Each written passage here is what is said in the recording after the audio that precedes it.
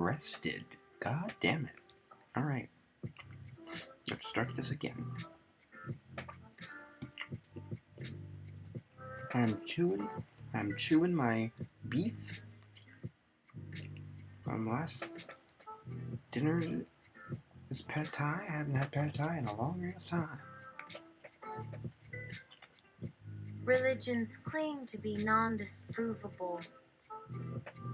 The earliest account I know of a scientific experiment is, ironically, the story of Elijah and the priests of Baal. The people of Israel are wavering between Jehovah and Baal. So Elijah announces that he will conduct an experiment to settle it. Quite a novel concept in those days.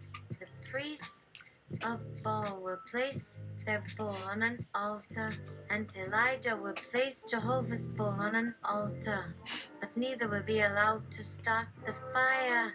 Whichever God is real will call down fire on his sacrifice. The priests of Baal serve as control group for Elijah.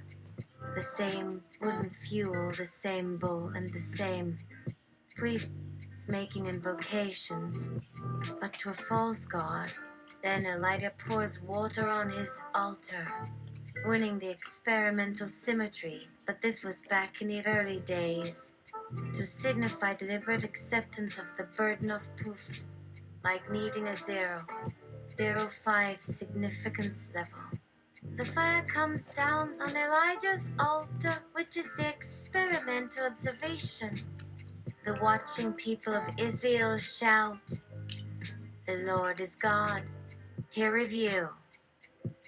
And then the people haul the 450 priests of Baal down to the river Kishon and slit their throats. This is stern, but necessary. You must firmly discard the falsified hypothesis and do so swiftly, before it can generate excuses to protect itself. If the priests of Baal are allowed to survive, they will start babbling about how religion is a separate magisterium which can be neither proven nor disproven. Back in the old days, people actually believed their religions instead of just believing in them. As far back as I know, that is why the world was really surprised when, some 1,600 years after Elijah's experiment, Christianity arose and surprised everyone, with the claim that all previous religions had been falsified, which seemed like a highly competitive position from which to place the religious science magisterium.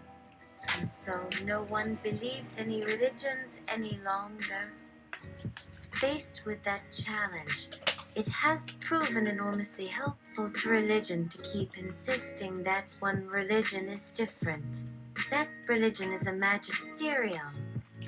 And religion has pushed to define religion so strictly that one cannot test its assertions with peer review and at the same time say they are indeed reliable. Thus, religion is a magisterium that you don't even need to prove, but you are expected to believe anyhow. And because you can't just have faith in any of these religions, you are given other excuses and challenges, like miracles and the idea of prophets and prophetic passages.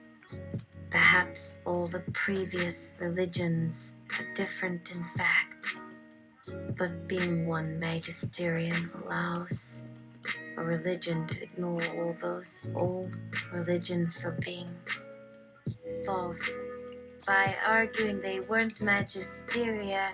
Instead, each is just a religion. That is why their ideas all sound alike. They all got copied, because all their ideas are exactly the same. The idea that God is dead is false. God has only gone underground, and when religion fails to survive because of this bold right, then you have a resurrection. because any new religion that pops up as the true magisterium has been declared so by God himself. Each time we redefine it and remove those other religions and replace them with one. And finally, if it can't be magisterial at all, it can say so itself. Like Sikhs or born-again Christians. If you read some writings of some author like Baruch Spinoza or Ralph Waldo Emerson, you can discover that all those ideas we thought of as totally different religions really have all come from one man all along. Then, in effect, this particular religion is made not magisterial but coterminous with the true religion, because the difference between religions has become completely undefinable by an alleged test of a single religion. And so religion continues on. After all, you can still say that Hinduism was different in some sense and looked very profound, while also believing exactly as Muslims and Jews believe. Another aspect of religion is its insistence on purity. Say that you don't agree that all other religions are wrong because of how they disagree with the core of your own religion. Is your own core factually inaccurate? Perhaps if you point to your own scriptures, they will have something to say, but perhaps not. As a rule, religions all hold themselves out as absolute facts, as if every belief were necessarily true. There is no evidence a belief can't be true, just like how there is no evidence an electron is a particle, but we presume so. Like there are no experiments where the laws of physics hold differently in different worlds. But we presume there must be laws different from our own. We just don't have good experiments, only evidence we call anecdotal. Just like no one can experimentally prove God doesn't exist. And so like if it was true, but we presume it is so. If it's so, how should it be shown to us? Can anything ever be shown to be true? Just show it to someone who didn't already have their eyes wide open when they saw it. And the solution for all these different things that are different but also the same. All this stuff we used to have so many problems figuring out. Well, now you have one. And religions believe one can still be a good person while also believing 1,000 falsehoods. Something just seems quite comforting about having all the truth covered with more lies by turning one more lie into an opinion. And just look at all those other religions. You don't need to test for yourself, because it is so much better to hear about how those other religions are wrong in each of these different things and how they all belong together. I do not think religion is capable of doing, its limitations being precisely what allowed it to endure so long without a proper replacement.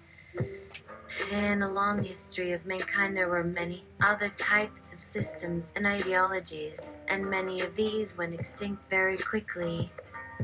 Others did not so quickly, but ended up weaker versions of their previous selves, and those exist only today as jumbles of pieces and components they have absorbed over the centuries. As we enter a new era and mankind no longer finds it so helpful to continue with old thinking patterns that don't help them understand the modern world, one cannot imagine religion coming out as one of the winners from this game of elimination if it survives at all. And what is it? A theory we presume is true, which we consider not true but useful.